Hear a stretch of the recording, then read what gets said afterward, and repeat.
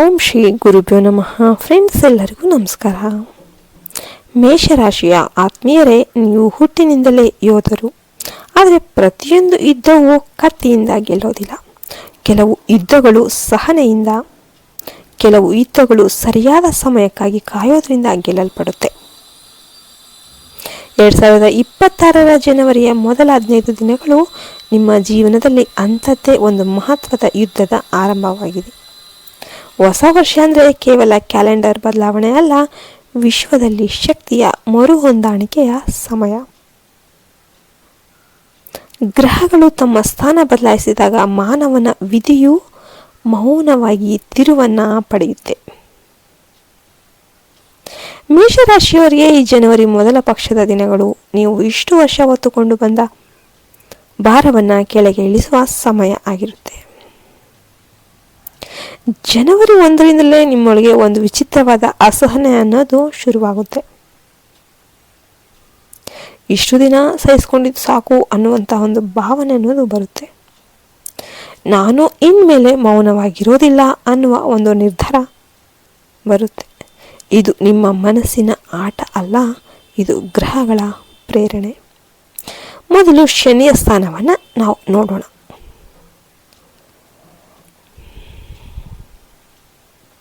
ಶನಿ ನಿಮ್ಮ ಲಾಭ ಮತ್ತು ಸ್ನೇಹ ವಲಯಕ್ಕೆ ಸಂಬಂಧಿಸಿದ ಮನೆಯಲ್ಲಿ ಇದ್ದಾರೆ.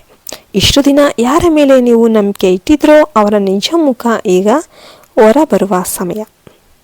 ಸುಳ್ಳು ಸ್ನೇಹಗಳು ನಿಧಾನವಾಗಿ ದೂರ ಆಗುತ್ತೆ.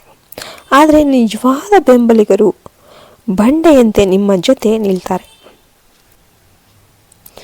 ಗುರು ಬೃಹಸ್ಪತಿ ನಿಮ್ಮ 2ನೇ ಮನೆಗೆ ದೃಷ್ಟಿ ಹಾಕಿದ್ದಾರೆ. ಅಂದರೆ ಮಾತು, ನಿರ್ಧಾರ, ಹಣ, ಈ 3 ವಿಷಯಗಳಲ್ಲಿ ದೈವಿಕ ಮಾರ್ಗದರ್ಶನ ನಿಮ್ಮ ಜೊತೆ ಇರುತ್ತೆ. ಒಂದೇ ಒಂದು ಸರಿಯಾದ ಮಾತು ನಿಮ್ಮ ಜೀವನವನ್ನೇ ತಿರುಗಿಸಬಲ್ಲ ಸಮಯ ಇದಾಗಿರುತ್ತೆ. ಜನವರಿ 1ರಿಂದ 12ರವರೆಗೆ ನಿಮ್ಮ ಅಧಿಪತಿ ಕುಜಗ್ರಹ ನಿಮ್ಮ ಮನಸ್ಸನ್ನು ಅತಿ ಚುರುಕಾಗಿ ಮಾಡ್ತಾನೆ. ನಿದ್ದೆ ಕಡಿಮೆ, ಯೋಚನೆ ಹೆಚ್ಚು, ಹಳೆಯ ಘಟನೆಗಳು, ಮೋಸಗಳು, ನೋವುಗಳು ಮತ್ತೆ ನೆನಪಿಗೆ ಬರುತ್ತೆ. ಇದು ನಿಮ್ಮನ್ನು ದುರ್ಬಲಗೊಳಿಸಲು ಅಲ್ಲ, ನಿಮ್ಮನ್ನು ಒಳಗಿನಿಂದ ಶುದ್ಧ ಮಾಡೋದಕ್ಕೆ. ಇನ್ನು ಜನವರಿ 12ರ ನಂತರ ಸ್ಥಿತಿ ಸಂಪೂರ್ಣ ಬದಲಾಗುತ್ತೆ. ಕುಜಗ್ರಹ ಬಲಿಷ್ಠ ಸ್ಥಿತಿಗೆ ಸಾಕ್ತಾನೆ. ಇಷ್ಟು ದಿನ ಒಳಗೆ ಉರಿತಿದ್ದ ಅಗ್ನಿ ಈಗ ದಿಕ್ಕು ಪಡೆಯುತ್ತೆ. ನೀವು ತೀರ್ಮಾನವನ್ನು ತೆಗೆದುಕೊಳ್ತೀರಾ, ಮತ್ತೆ ಹಿಂದೆ ತಿರುಗಿ ನೋಡೋದಿಲ್ಲ. ಆರೋಗ್ಯದ ವಿಚಾರದಲ್ಲಿ ಜನವರಿ ಮೊದಲ ವಾರ ಸ್ವಲ್ಪ ತಲೆನೋವು, ರಕ್ತದೊತ್ತಡ, ಅತಿಯಾದ ಕೋಪ ಕಾಣಿಸ್ಕೊಳ್ಬಹುದು.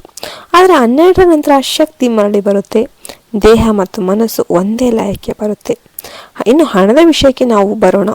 ಮೇಷರಾಶಿಯವರಿಗೆ ಈ 15 ದಿನಗಳು ಹಣದ ಬಗ್ಗೆ ದೊಡ್ಡ ಸತ್ಯವನ್ನು ಕಲಿಸುತ್ತೆ. ಜನವರಿ 1ರಿಂದ 10ರವರೆಗೆ ಹಣ ಬರುತ್ತೆ, ಆದರೆ ಉಳಿಯುವುದಿಲ್ಲ. ಅನಿರೀಕ್ಷಿತ ಖರ್ಚುಗಳು, ಕುಟುಂಬ, ವಾಹನ, ಆರೋಗ್ಯಕ್ಕೆ ಸಂಬಂಧಿಸಿದ ವೆಚ್ಚ. ಜನವರಿ 13ರ ನಂತರ ಪರಿಸ್ಥಿತಿ ತಿರುಗುತ್ತೆ. ಹಠಾತ್ ಒಂದು ಅವಕಾಶ, ಹಳೆಯ ಬಾಕಿ ಹಣ ವಾಪಸ್, ಅಥವಾ ಒಂದು ಹೊಸ ಡೀಲ್. ಈ ಹಣ ನಿಮ್ಮ ಬೆವರು ಬೆಲೆಯಾಗಿರುತ್ತೆ. ಅದಕ್ಕಾಗಿ ಇದನ್ನು ಹಗುರವಾಗಿ ಖರ್ಚು ಮಾಡೋದಕ್ಕೆ ಹೋಗಬೇಡಿ. ಉದ್ಯೋಗಸ್ಥ ಮೇಷರಾಶಿಯವರಿಗೆ ಇದು ಪರೀಕ್ಷೆಯ ಸಮಯ ಆಗಿರುತ್ತೆ. ಮೇಲಾಧಿಕಾರಿಗಳು ನಿಮ್ಮ ಮೇಲೆ ಗಮನ ಇಡ್ತಾರೆ. ನಿಮ್ಮ ಒಂದು ತಪ್ಪು ದೊಡ್ಡದಾಗಿ ಕಾಣಬಹುದು, ಆದರೆ ನೀವು ಶಾಂತವಾಗಿ ಬುದ್ಧಿವಂತಿಕೆಯಿಂದ ಕೆಲಸ ಮಾಡಿದ್ದೆ ಆದರೆ 15 ನಂತರ ಪ್ರಶಂಸೆ ಖಚಿತವಾಗಿರುತ್ತೆ. ಇನ್ನು ಉದ್ಯೋಗ ಏನಾದರೂ ಬದಲಾವಣೆ ಮಾಡಬೇಕಂತ ಯೋಚನೆ ಇದ್ದರೆ ಜನವರಿ 15ರ ನಂತರ ಮಾತ್ರ ಮುಂದುವರಿಯಿರಿ. ಅದಕ್ಕೂ ಮುಂಚೆ ತೆಗೆದುಕೊಳ್ಳುವ ನಿರ್ಧಾರ ಅಸ್ಥಿರತೆಯನ್ನು ತರಬಹುದು. ವ್ಯಾಪಾರಿಗಳಿಗೆ ಈ ಸಮಯ ಅಗ್ನಿ ಮತ್ತು ಬಂಗಾರದ ಸಂಯೋಜನೆ. ರಿಸ್ಕ್ ತೆಗೆದುಕೊಳ್ಳುವ ಮನಸ್ಸು ಹೆಚ್ಚಾಗುತ್ತೆ, ಆದರೆ ಪ್ರತಿಯೊಂದು ರಿಸ್ಕ್ ಸರಿಯಲ್ಲ. ಜನವರಿ 1ರಿಂದ 11ರವರೆಗೆ ಯಾವುದೇ ದೊಡ್ಡ ಒಪ್ಪಂದಕ್ಕೆ ಸಹಿ ಹಾಕೋದಕ್ಕೆ ಹೋಗಬೇಡಿ. ನೀವು ಏನೇ ಮಾಡಿದರೂ 12ರ ನಂತರ ಮಾಡಿ. ಗ್ರಹಗಳು ನಿಮಗೆ ಬೆಂಬಲವನ್ನು ನೀಡುತ್ತೆ. ಇನ್ನು ಸಂಬಂಧಗಳ ವಿಷಯದಲ್ಲಿ ಹೇಳೋದಾದರೆ ಮೇಷರಾಶಿಯವರು ಈ 15 ದಿನಗಳಲ್ಲಿ ಬಹಳ ಎಚ್ಚರಿಕೆಯಿಂದ ಇರಬೇಕಾಗುತ್ತೆ.